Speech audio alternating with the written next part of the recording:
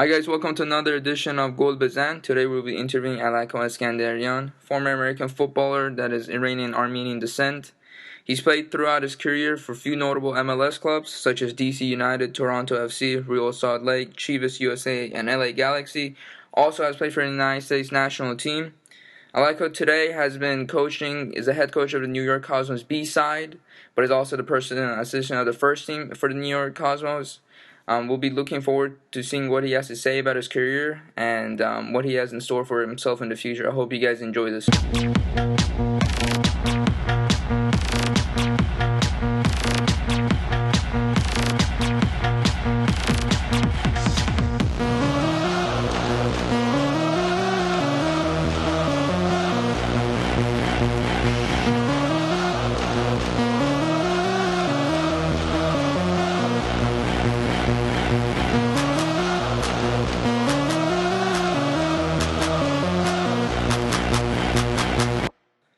Hey guys, right now I'm joined by Alecko Eskandarian. Alecko, how are you doing today? I'm great. How are you? Very well, thank you. And I want to thank you for coming on Gol Bezan. Before we're going to move on to talk about your career, I want to talk about your father, Andranik Eskandarian, that played for Taj Football Club, which now is called Esteghlal, and he even won the league with them. What has he told you about his time for playing for this club and representing the Iranian national team in the 1978 World Cup? Yeah, he's told me a lot. Obviously, that was a big part of my childhood. I grew up with a soccer ball in my hands because I followed my dad's footsteps, and obviously have heard many stories about his career growing up in Iran and playing for Taj and even with Ararat before that and all that stuff. So it's very inspiring for me that he was able to move his way up the ranks and make it to the national team. For Team Melli and play in the World Cup, obviously, which is a dream for any footballer. Yeah, definitely. And obviously, he was a role model. He had a big influence of you to pursue football. Did he ever convince you to play as a defender as opposed to playing as a forward? That you're used to playing as a striker, and he used to play as a defender for even for New York Cosmos, which we'll get back to that. But how was that pursuing went for you? Yeah, no, I think it's just personality. My father never pushed me to play any position. He never even pushed me to play soccer. In fact, if I was ever misbehaving or if I was in trouble as a kid, the first thing both my parents would say was, "Okay, we're not going to let you play soccer this week," and it would kill me inside. So they were always very open and they never pushed me to anything. And I think just when I was little, and I would watch all the tapes of all the games, the '78 World Cup and then the New York Cosmo games.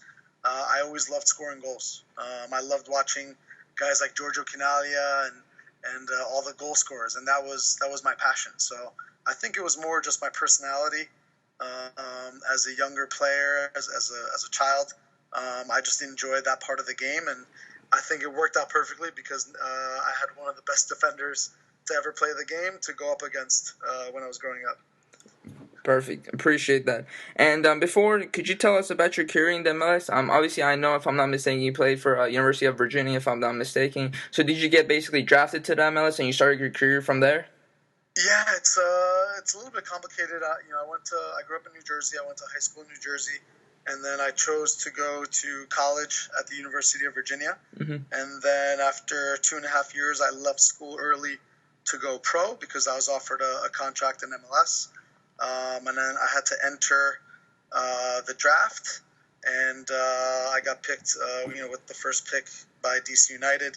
But prior to that, I had some options overseas as well, in Portugal and Denmark and Spain, places like that. But ultimately, I wanted to start my career closer to my family, and I chose MLS. Beautiful. And speaking of which, when you played in MLS, who would you say was the best player you played alongside with, or the toughest opponent throughout this career that you had in the MLS? Oof, it's a tough one. Yeah, it's a tough one. Yeah, a little off guard. Yeah, I played with David Beckham Mm-hmm. with the Galaxy, and he was probably one of the best guys. Just very smart, great technique, great player, great guy off the field as well. So, obviously he's the most well-known guy. When I was at DC United, a guy named Christian Gomez from Argentina, he was a fantastic player as well. In terms of the best guy I ever played against, it's tough because we played a lot of games against, AC Milan, Real Madrid, all these teams with great players. The defenders, I would say, probably Nesta was the best defender. And then actually when I was with the U.S. national team, played against Pirlo when he was younger, and he was phenomenal as well. So a lot of great players. The list would go on and on. Yeah, appreciate that. Speaking, like obviously playing the MLS and stuff. One of the goal design we concentrate on a lot about Iranian football and Asian football. And my question in terms of that is, did the Iranian Football Federation ever contact you while you were playing in DC United, Real Salt Lake City Chivas, or even LA Galaxy at the time? No, never directly. When I was growing up, I started with the U.S. national team at an early age. I think I was 15, 16 years old when I got called into the U.S. under-17 national team. And at that time, I know some people said, hey, if you choose to play with the U.S., then, maybe you won't have any other opportunities with Iran or even Armenia, which is, what our ethnicity is. And for me, I never heard anything from the federations of those countries. So it was an easy decision for me because the U.S. called me in, and I said yes. And, obviously your dad played for Team Million, so do you ever, do you still follow Iranian football, like Team Million or anything with him? Or talk? For sure, yeah. I mean, I don't follow it as closely just because I'm so busy now with my own work, but it's definitely something that we always discuss. Whenever I call my dad and we watch the national team games, we always, talk about, the U.S. and all the other, big countries, but then we'll always keep our eye on Armenia and Iran as well, because obviously that's a big part of our history and our culture. So it's been very fun to follow them along the years, especially when I was younger growing up, the days of Ali Daei and Azizi and all of those guys. Those guys were some of my favorite players growing up. Yeah, I appreciate that. Obviously, the interesting enough is that you never played actually for New York Cosmos, but right now you're the head coach of the B side, which I believe is a reserves team for the New York Cosmos, but you're personal assistant for the first team. How did that go on about? Because I know your father played for him as a defender. How did you get into the role of being a coach for the New York Cosmos, and how has that career been so far for you? It's been good. My career as a player was cut short because of injury. I had some very bad concussions, and ultimately the doctors would not let me continue playing anymore because I had a lot of problems with headaches and vertigo and things like that. So I was forced to retire at 26, 27 years old, and I decided to go back to school and move on with my life. And then the opportunity came up with coaching. So first I started with the MLS team, the Philadelphia Union. And then shortly thereafter, the New York Cosmos made the announcement that they were going to come back and bring the team back again. And the head coach, Giovanni Savarese, reached out to me and told me that he would love for me to be part of the project. So I thought it was a fitting way to kind of get back into pro soccer with the team that brought my country over to America. How would you, I have a question personally, how would you say how big is honestly soccer, football, whatever you like to call it, in New York City specifically? Right now we see there's obviously the Red Bulls, and now you have a new team which they call them now Man City B or C, the New York City FC, and right now you have the New York Cosmos. How big has, football has been growing in the States in your terms and from what you have been seeing? No, football or soccer here in the U.S. and especially in New York City is huge. I mean, there's all kinds of different people here in New York City, all kinds of different backgrounds, races, ethnicities. So there's a lot of soccer people. And if you put quality on the field, they're going to come watch. They're going to come support it. So it's been great to have three teams, in this area because they're all good teams. They all have good players. And I think it makes it fun for the fans. So it's been a great thing. My next question to you is obviously Raul, the great legend of Real Madrid, is said to be retired in November, if I'm not mistaken. How is it working with him? It's been interesting. He's definitely a guy who is extremely professional and has had such an amazing career. I think if you put his career achievements, they could be compared to any of the greatest players in the world, and he would still shine brightly. So to have someone with his experience here on a day-to-day basis, to see the way he works and the way he focuses, has really been beneficial for me as a young coach. I've learned a lot of how to manage someone with those standards and expectations, but also learning from him, even with how he plays the game and how he sees things differently than the typical player. So it's really been a great experience.